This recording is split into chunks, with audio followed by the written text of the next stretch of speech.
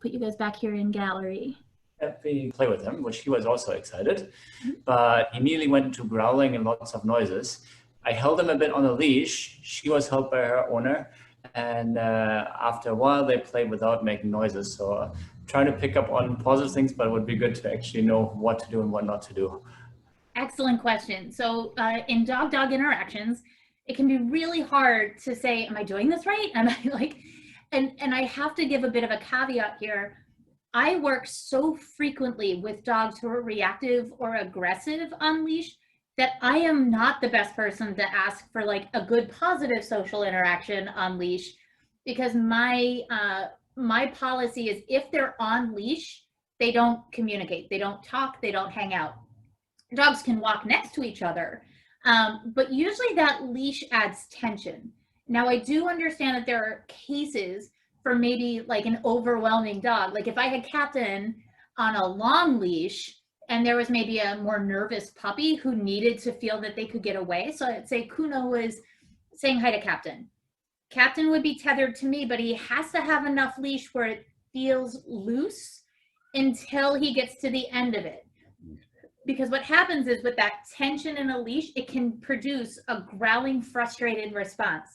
And what we don't want are the dogs to be like, other dog that I'm super excited to see means I'm going to get frustrated and it's that dog's fault that I'm frustrated, and then start to get what we would call reactivity or leash aggression, which is the other thing that is super common, especially in urban settings and suburban settings where dogs are almost always on leash unless they're at a dog park. So what I would highly encourage is like, see if you can find a place.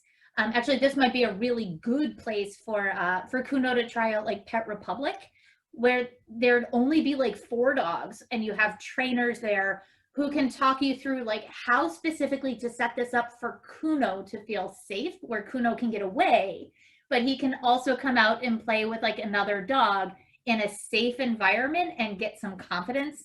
Um, and especially with dog parks, the one thing I will say, and I wrote a lot about dog parks because it is a big, dog parks are super exciting, especially for dogs. Like there's so many dogs and people and smells and everything happens in a dog park, but also for the people, because we go and we're like, hey, that's my tribe. Those are other dog loving people, and I can nerd out about my dog and maybe I can make some friends. So it is a human social experience too. But to be perfectly honest, whenever I go to a dog park, I find myself getting really nervous because I'm watching all the body language from a lot of the dogs there, and they tend to not want to be there. Many of the dogs are having a great time, but you'll see some dogs that are like, I don't want to be here. I'm nervous. I'm scared. And then the owners are checked out or the dog walker is checked out and the dog is just left there to fend for itself. And because it's not growling or barking, everything's fine. And in my industry, fine is a 4-letter word. So unless it's great, don't go.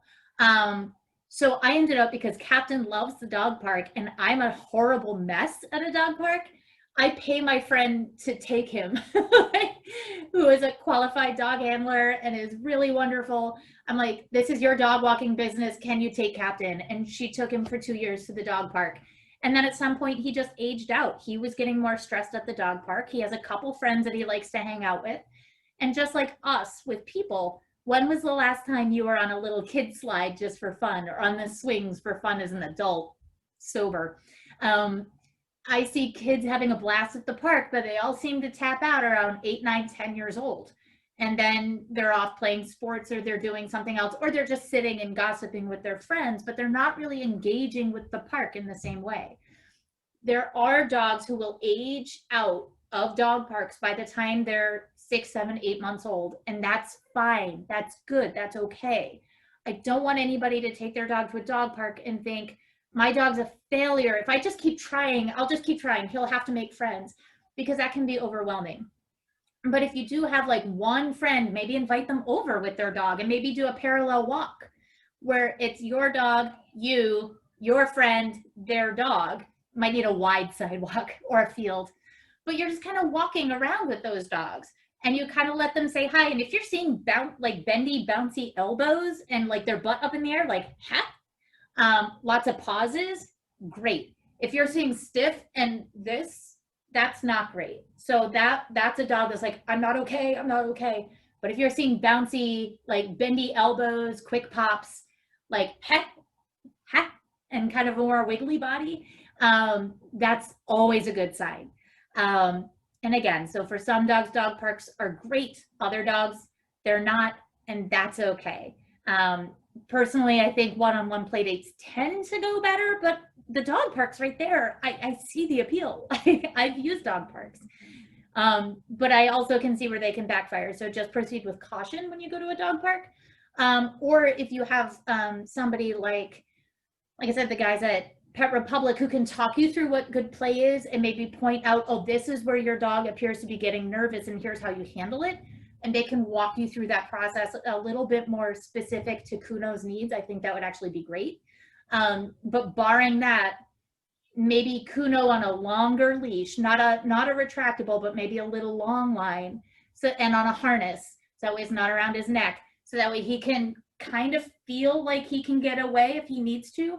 And especially if he's the smaller dog, actually I would probably put the bigger dog on the long line, and then not a short leash, a regular long line, 10 or 20 feet.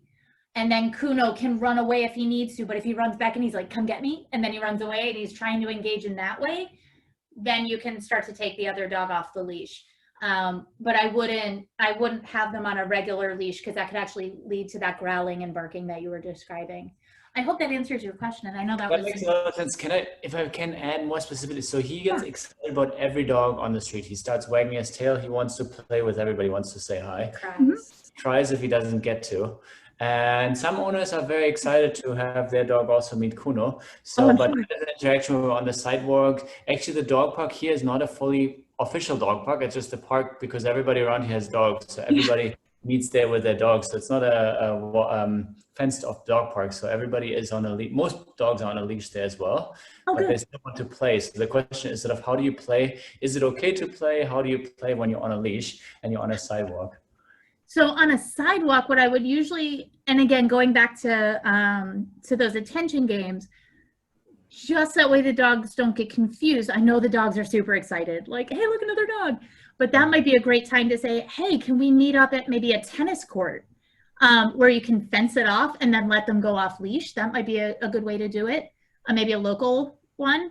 But if they're on a regular leash, I usually do a count of 3, 1, 2, 3, and then let's go. Because when they're there for too long, that's where you start to see the growly, frustrated thing. And while Kuno might be really good, the other dog might not be as good. They might be saying, I'm excited, but then as soon as Kuno goes into play, oh, I'm frustrated because I can't play right because I'm on this short leash. So again, my general rule is if they're on a leash, I usually just let them sniff and say hi real quick and then go, and then maybe make plans. Hey, let's meet up at the tennis court later. Or a fenced off dog park, or, hey, I have a fenced in yard. You want to come over? And make a kind of a doggy play date that way. Instead of on leash in like, yay, it's super cool that there's an unsanctioned dog park. That's actually how I got into dog parks, is like I would just take her down to a field that really wasn't supposed to be there for dogs. And also it turned out the police did that too. So it was fine.